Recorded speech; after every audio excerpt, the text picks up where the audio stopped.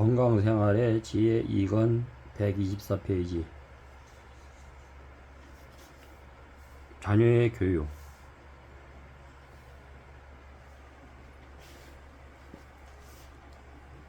전사가 히브리의 부모에게 보낸 교훈에는 어머니의 습관뿐 아니라 자녀 교육도 포함되어 있습니다.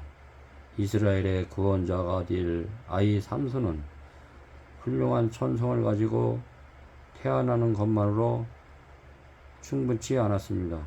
그 선천적 능력에 주의 깊은 교육이 수반되어야 했습니다. 그는 유아 시절부터 엄격한 절제의 습관을 따라 양육받아야 했습니다.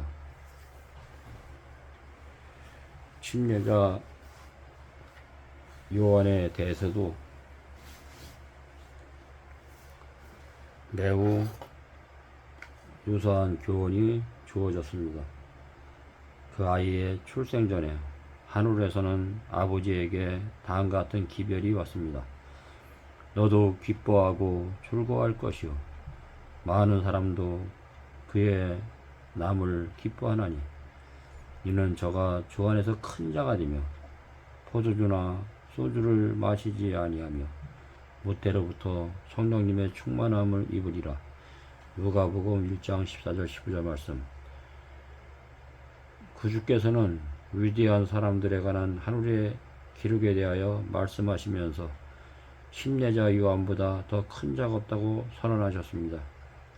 그에게 위탁된 사업은 육체적 능력과 인내력뿐만 아니라 정신적으로 영적으로 최고의 자격이 요구되는 사업이었습니다. 이 사업을 위한 준비로서 올바른 육체적 훈련이 그처럼 중요했기 때문에 하늘에 있는 가장 높은 천사가 그 아이의 부모에게 줄 교훈의 기별을 가지고 파견은 되었습니다.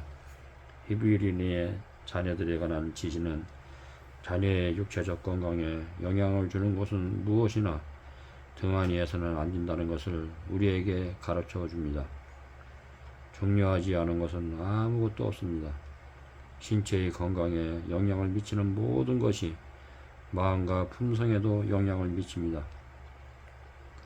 아이들의 조기 교육의 중요성은 아무리 강조해도 지나칠 수가 없습니다.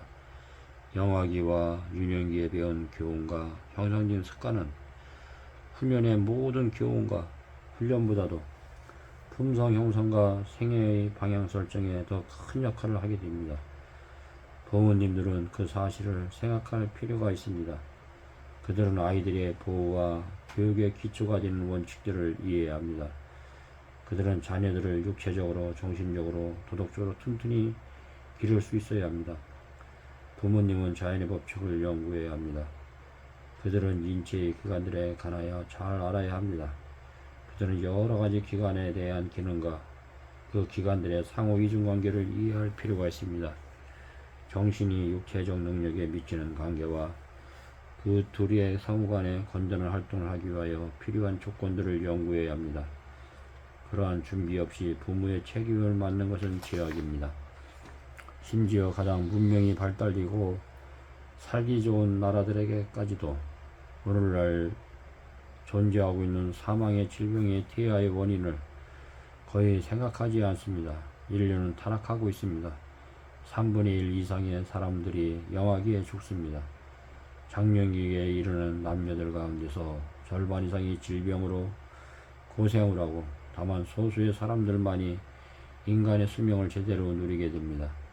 인류에게 불행과 멸망을 초래하는 대부분의 악은 해방할 수 있는 것들이며 그것들을 취급하는 힘은 대부분 부모들에게 주어져 있습니다. 어린아이들을 잃어버리는 것은 하나님의 섭리가 아닙니다. 하나님께서 그들의 죽음을 원치 않으십니다. 하나님께서는 그들을 이 세상과 하늘을 위한 유능한 인물로 양육하고자 그들을 부모들에게 맡기십니다. 만일 아버지와 어머니들이 자녀들에게 훌륭한 유산을 남겨주고자 최선을 다하고 자신들의 노력으로는 자녀들이 타고난 모든 나쁜 조건들을 교정해주는 일에 힘썼더라면 이 세상에는 얼마나 더 훌륭한 변화가 생겼겠습니까? 영아의 보호. 아이의 생활이 조용하고 단순할수록 그의 육체적 혹은 정신적 발달은 더욱 유리해질 것입니다. 어머니는 언제나 조용하고 정숙하고 침착해지도록 노력해야 합니다. 많은 유아는 신경을 흥분시키는데 아주 감수성이 예민하므로 어머니의 부드럽고 침착한 태도가 아이를 유순하게 만들어주는 일에 말할 수 없는 유익을 주게 될 것입니다. 아기들은 따뜻하게 해주어야 합니다. 그러나 그들을 지나치게 덮거나 신선한 공기가 매우 부족한 방 안에 둠으로 때로는 큰 잘못을 범하게 됩니다. 아기가 잘 때 얼굴을 덮어주는 해롭습니다. 왜냐하면 그렇게 함으로 자유롭게 호흡을 하지 못하기 때문입니다. 아기는 신체 조직을 약화시키거나 해롭게 할 가능성이 있는 어떤 영향도 받지 않도록 보호되어야 합니다. 아기의 주위에 있는 모든 것이 아름답고 깨끗하게 간직되도록 가장 세심한 주의를 기울여야 합니다. 아기들은 온도가 갑작스럽게 바뀌거나 크게 바뀌지 않도록 보호되어야 할 필요가 있는 반면에 누워 자거나 깨어 있거나 낮이나 밤이나 간에 깨끗하고 상쾌한 공기를 호흡할 수 있도록 주의해야 합니다. 아기 옷을 준비할 때는 유행이나 칭찬을 받으려는 욕망보다 편의와 안락과 건강이 먼저 고려되어야 합니다. 아기의 옷을 아름답게 만들기 위하여 어머니는 자수나 편물에 시간을 낭비해서는 안 되며 그러한 불필요한 노동에 눌려 자신의 건강과 아기의 건강을 희생시켜서는 안 됩니다. 어머니는 휴식과 유쾌한 활동이 크게 필요한 때 눈과 신경을 심히 피로하게만 하는 바느질을 하지 말아야 합니다. 어머니는 필요할 때 언제나 대응하기 위하여 자신의 힘을 보유하고 있어야 할 의무를 깨달아야 합니다. 만일 아이의 의복이 따뜻하고 보호에 알맞고 안락하면 짜증내고 보채는 주요 원인들 중 하나를 제거해 줄 것입니다. 아이는 더욱 건강하게 되고 어머니는 아이를 돌보는 것이 자기의 건강과 시간에 지나치게 무거운 부담이 되지 않음을 깨닫게 될 것입니다.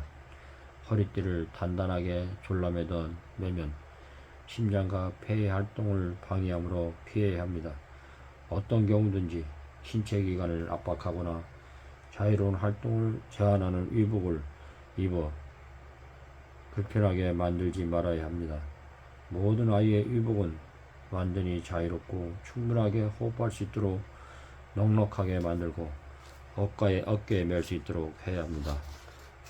어떤 나라에는 어린아이들이 어깨와 사치를 맨살로 두는 습관이 아직도 남아 있습니다.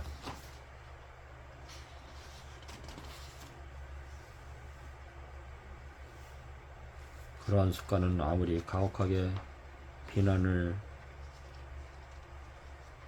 받아도 가다하다고 할 수 없습니다. 사지는 혈액순환의 중심 부분에서 먼 거리에서 떨어져 있으므로 신체의 다른 부분보다 더 많은 보호가 요구됩니다.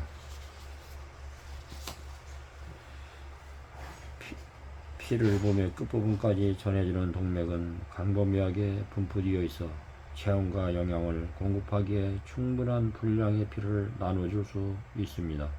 그러나 사지를 보호하지 않거나 충분히 입히지 않으면 동맥과 정맥은 수축되고 몸의 민감한 부분은 차가워지고 혈액순환은 방해를 받습니다. 자라나는 시기에 있는 아이들에게 천연계의 모든 자원을 체격을 완전하게 만들어주는 기회로 이용할 필요가 있습니다.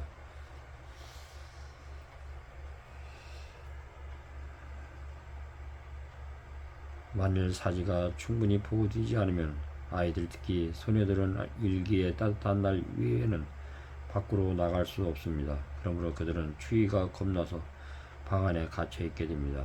아이들을 잘 입히면 그들이 겨울이나 여름이나 밖에서 자유롭게 운동할 수 있는 유익을 얻을 것입니다. 아들과 딸들의 건강의 힘을 소유하기를 바라는 어머님들은 그들에게 적당하게 옷을 입혀 어떤 계절이든지 밖에서 많은 시간을 보내게 해야 합니다. 습관의 사들을 깨뜨리고 건강의 법칙을 따라 아이들에게 옷을 입히고 그들을 교육하는 데는 노력이 필요할 것입니다. 그 노력의 결과는 충분히 보답될 것입니다. 다음 시간에 이어 계속 이어나가겠습니다. 감사합니다.